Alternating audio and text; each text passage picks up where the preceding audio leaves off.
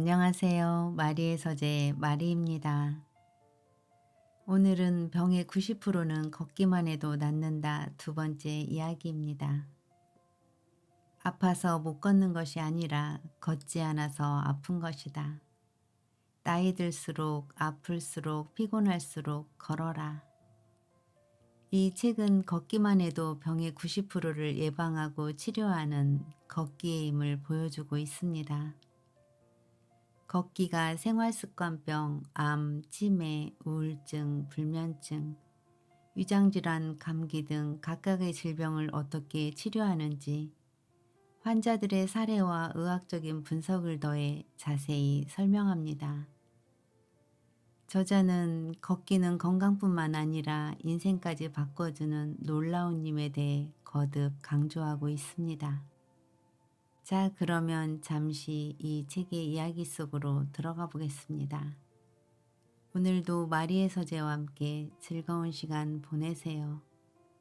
구독과 좋아요, 알림 설정은 사랑입니다. 사랑합니다. 아프지 않고 100세까지 사는 방법. 나이가 들면 누구든 아프고 어딘가는 불편해지기 마련이다. 무릎이 아프고 허리가 결리거나 눈이 침침하고 귀가 어두워진다. 화장실도 자주 간다. 이러한 증상은 병이 아니라 나이 탓이다. 그러나 자연스러운 노화 현상에 그럴싸한 병명을 붙여 의료화하는 것이 현실이다. 병이라는 진단을 받은 이상 환자는 치료를 위해 툭하면 병원을 찾는다.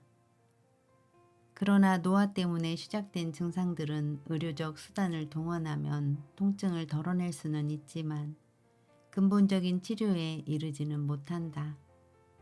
안타깝지만 아무리 의사를 찾아가 주사를 맞고 약을 먹어도 노화를 멈출 수는 없다. 유일한 해결책이 있다면 스스로의 노력뿐이다. 자연적인 노화를 더욱 부채질하는 생활 습관을 바로잡아야 한다. 자연적인 면역력을 높이는 방법도 있다. 의사가 할 수 있는 일은 이러한 자가치료의 길로 이끄는 조언뿐이다. 그런데도 제약회사의 의도에 휘말려 약 처방이 의사의 본분이라고 착각하는 의사가 많다. 방문진료를 의뢰받고 처음으로 환자의 자택을 찾으면 약이 산처럼 쌓인 집이 많다. 혈압 강화제, 골다공증약, 비타민 D, 진통제, 혈액 순환제, 위장약, 정장제, 항치매제, 수면제 등 효능이 같은데도 적게는 2종류에서 많게는 4종류까지 동시에 처방되는 일도 많다. 그러니 한 번에 복용하는 약이 금세 10개, 20개를 넘기기도 한다. 모든 증상마다 약을 처방하기 전에 걷기를 먼저 권했다면 얼마나 좋았을까. 오히려 의사보다 똑부러진 환자가 많다. 처방대로 몽땅 다 먹었다가는 죽을 것 같아서 적당히 골라냈어요.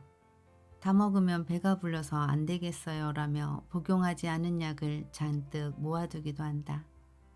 결국 필요 없는 약은 점점 남아돌고 약제비와 의료비가 증가해 국가재정을 압박한다.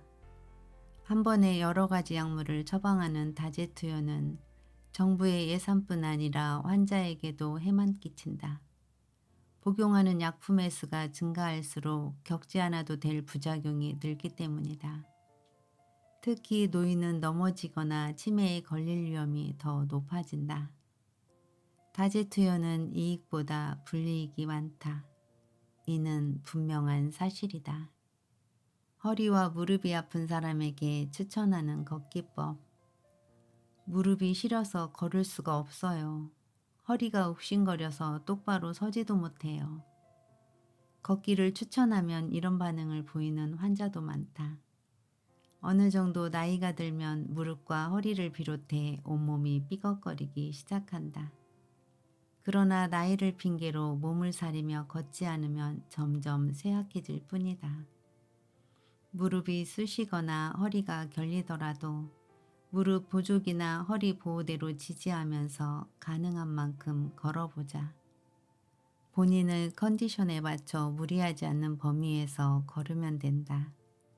65세 이상 인구의 3명 중 1명이 손발 관절의 통증에 시달린다고 한다. 관절에 통증이 생기는 대표적인 질환은 변형성 무릎 관절증이다. 관절을 보호하는 연골이 닳아서 붓고 아픈 증상이 나타나는데 심각해지면 관절 부분의 뼈가 변형된다. 변형성 무릎 관절증이 발생했을 때 여기서 더 아프면 어떡하지? 움직이면 아플 텐데 하는 걱정으로 걷지 않으면 관절을 지탱하던 주변 근육까지 손실돼 오히려 증상이 악화된다. 따라서 무릎이 뻣뻣하거나 관절 통증이 시작되면 걷기를 잊지 말아야 한다. 연골이 닳는 원인은 나이 탓도 있지만 과격하고 잘못된 운동 습관이나 비만 체형도 무시할 수 없다. 그러므로 착지할 때 체중보다 3배나 큰 충격이 발생하는 조깅은 추천하지 않는다. 다리가 O자 모양으로 휘는 오다리는 일본 사람에게 많은데 특히 무릎 안쪽에 체중이 실리기 때문에 안쪽 관절이 닳는 사람이 많다. 이런 경우 오다리 교정 깔창을 이용해 발바닥의 바깥쪽을 조금 높이면 흰다리가 교정되고 무릎에 가해지는 부담도 줄어든다. 증상이 심할 경우 정형외과 등에서 치료받는 비용에 건강보험이 적용되므로 꼭 확인해 보기 바란다. 누구든 언젠가는 몸 어딘가에 이상이 오기 마련이다. 많은 사람이 그 순간에 걷기를 포기한다. 하지만 깔창과 같은 교정용품이나 무릎 보조기, 허리 보호대처럼 약해진 신체를 지지하는 도구를 적절히 활용하며 걸을 수 있는 범위에서 계속 걸어야 한다. 열심히 걷다 보니 무릎과 허리의 통증이 사라졌다는 환자도 결코 적지 않다. 바깥에서 걷기가 부담스럽다면 건물 복도를 걸어도 좋다. 쭉 뻗은 데다 손잡이도 있으므로 걷기에 안성맞춤이다. 외출 자체가 어렵다면 집안에 손잡이를 설치해 걷기 좋은 환경을 만들자. 어떤 상황에서도 살아있는 한 걸어야 한다. 그것이 내 바람이다. 제 1장에서 설명했듯 걷기만으로 예방되거나 호전되는 질환이 굉장히 많다. 또한 걷기는 질병뿐 아니라 장기에도 좋은 영향을 준다. 심장도 예외는 아니다. 예전이라면 심장병 환자는 안정을 최우선으로 삼았지만 지금은 심장이 약한 사람일수록 걸어야 한다는 쪽으로 의식이 변하고 있다. 걸으면 낮은 강도로 심장박동수가 상승하기 때문에 심장재활로 이어지기 때문이다. 아키히토 일왕도 심장의 관상동맥 대신 별도의 혈관을 연결하는 바이패스 수술을 받은 뒤 심장재활을 계속했다고 한다. 심장재활이란 심장에 가벼운 부담을 주는 운동을 가리킨다. 걷기야말로 심장재활의 기본이다. 아키히토 일왕도 수술 직후부터 재활에 매진한 결과 수술 전보다 체력이 좋아졌다고 한다. 파킨슨병 등 신경성 난치병 때문에 점점 힘이 빠지는 사람도 간병인이나 가족의 부축을 받더라도 걷기를 포기하지 않았으면 한다.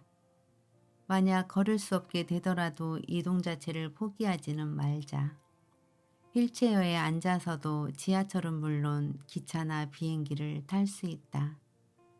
어떤 항공사는 휠체어를 탄 고객에게 완벽한 서비스를 제공한다. 철도회사 직원들도 꾸준히 연습하기 때문에 척척 도울 수 있다. 관광버스 중에는 휠체어를 탄 사람이 편하게 탑승할 수 있도록 리프트를 설치한 차량도 있다. 그러니 관광이든 여행이든 본인이 포기하지 않는 한 즐거움을 누릴 수 있다. 걸으면 뇌가 활성화된다고 설명했는데 이동만 해도 눈, 코, 귀를 통해 새로운 자극이 전달돼 뇌가 활성화된다. 본인의 다리로 걷지 못하고 휠체어 위에서 생활한다는 핑계로 집안에서만 지낸다면 단조로운 일상을 보내기 쉽다. 이동을 하면 온도와 공기가 달라지고 바람소리, 사람들의 말소리, 꽃향기 등 다양한 변화가 느껴진다. 이러한 자극이 중요하다. 외출한 곳에서 처음 만난 사람과 한두 마디 대화를 나누는 일도 있으리라. 사람은 타인은 물론 자연과 더불어 살아가는 생물이다. 뇌를 젊게 유지하려면 걸어야 한다. 걷지 못할 때는 휠체어를 타고서라도 이동을 멈춰서는 안 된다. 걸으면 극적으로 머리가 좋아진다. 여기에는 간접적인 이유와 직접적인 이유가 있다. 먼저 간접적인 이유를 살펴보자. 뇌 기능이 떨어지는 가장 큰 원인은 뇌에 도달하는 산소를 받아들이는 양이 줄기 때문이다. 호흡을 통해 들이마신 산소는 혈액을 타고 뇌를 비롯한 온몸으로 공급된다. 이때 뇌에 도달하는 산소의 양을 늘리기 위해서는 체내에 들어오는 산소를 빨아들이는 힘을 키우는 방법과 혈액순환을 촉진시키는 방법이 있다. 최대 산소 섭취량은 약 1분 동안 최대한으로 섭취할 수 있는 산소의 양을 가리키는데 흉곽이 클수록 섭취량도 높아진다. 걷기가 습관화된 사람은 산소를 들이마시는 힘이 좋아지므로 뇌에 도달하는 산소가 늘어나 뇌의 노화를 늦출 수 있다. 혈액순환 역시 걸으면 좋아진다. 신선한 산소를 머금은 혈액은 심장에서 출발해 동맥을 타고 온몸 구석구석을 여행한 다음 정맥을 타고 노폐물 등을 회수하며 심장으로 돌아온다. 그런데 심장에서 가장 멀리 떨어진 다리에서 심장으로 돌아오려면 중력을 거슬러야 한다. 이때 혈액이 다시 돌아가도록 돕는 것이 근육이다. 특히 제2의 심장이라고 불리는 종아리 근육은 수축과 팽창을 통해 펌프 역할을 하며 혈액순환을 돕는다. 걸을 때는 종아리를 사용하므로 다리에서 심장까지 혈액이 밀려 올라가 혈액순환이 좋아진다. 결론적으로 걸으면 머리가 극적으로 좋아지는 첫 번째 이유는 산소 섭취량이 증가하고 혈액순환이 좋아져 산소가 뇌에 골고루 퍼지기 때문이다. 두 번째 이유는 조금 더 직접적이다. 손, 발, 눈, 귀 등 우리의 신체는 외부의 정보를 받아들여 뇌에 전해주고 뇌의 명령을 받아 움직이는 뇌의 출장기관이다.